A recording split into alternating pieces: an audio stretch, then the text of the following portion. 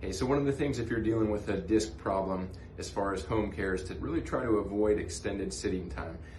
Sitting puts the pressure on the disc of the spine, and when you stand, most of the weight comes off of the disc and goes to the bony parts.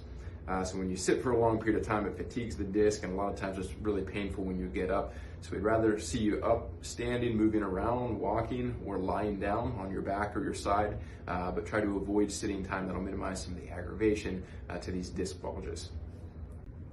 I'm going to show you how I recommend to try to put your socks and shoes on when you're dealing with lower spine disc problems. A lot of us, when we go to put a shoe on, it'll be down there, we try to flex forward and do something like this. And that is really straining to the discs of the lower back. When you're in really bad shape, you probably can't even do that. So it's okay to have somebody help you, but here's how I recommend to do this kind of thing. is to try to, when you're putting your socks or shoes on, it may be better to lie down so you can get gravity off of your spine. And then even though you may have to kind of flex a little bit to do that, at least gravity is not also pushing down on your spine like when we're sitting. So you can do that from a lying position. Would be one way to do it. Same with putting on the socks, putting on the pants, or those kind of things. The best is to have somebody help you if you're in really bad shape there until you get better. But we do recommend to do that lying down and then bend the legs as opposed to trying to bend the spine forward to put those things on. If you're dealing with a disc problem but you're still having to work, whether that's at work or at home, what we want to do is we want to try to work at waist level. So look at the difference between these two counters. If I was having to do something at this level, I might have to stoop a little bit or bend over. That can be really tough on a disc problem. Whereas if I'm able to work at something at this level, I don't have to stoop, and it's not going to strain my lower back as much. Similar comments would apply to lifting anything, even lighter weights when you're having trouble, to try to get so you're lifting from close to your body and at your chest level, as opposed to having to lift something up from a lower level. So try to work at that level as much as you can in terms of counters, sinks, workbenches, and that kind of thing. Now, what if you have to cough or sneeze when you're trying to recover from a disc problem? I dealt with this a few years back, and when you have a disc herniation or a bad disc bulge, it can feel like your insides are going to explode when you cough or sneeze, so it's not a fun thing. And I do recommend you take some precaution and try to position your body correctly. So what we don't want to do is we don't want to have our spine bent here and sneeze. That position of flexing forward in the spine loads the disc, and then it's going to contract and squish the disc, and that can be really harmful.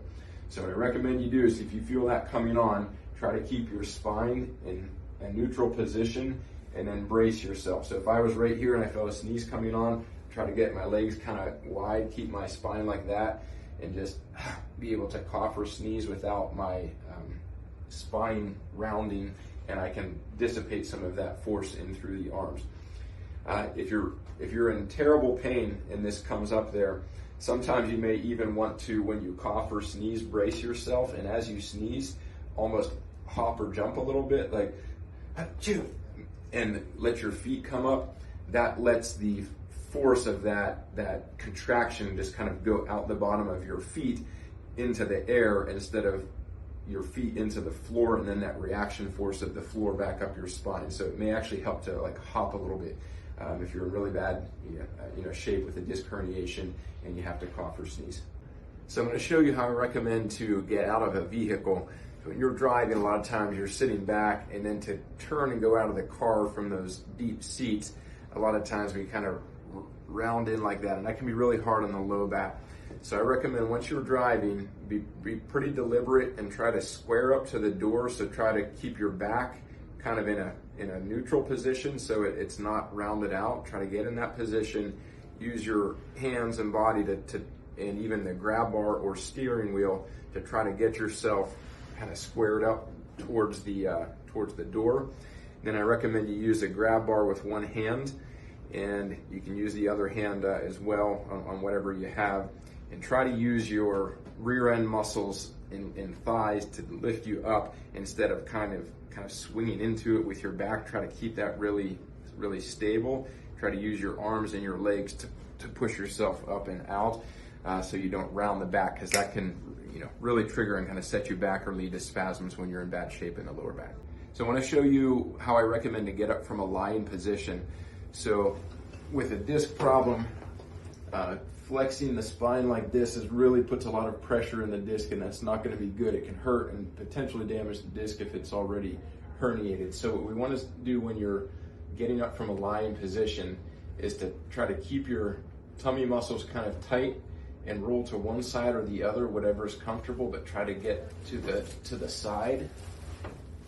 And then once you're on your side, let your legs come off of the edge of the bed or table and try to push yourself up to the side.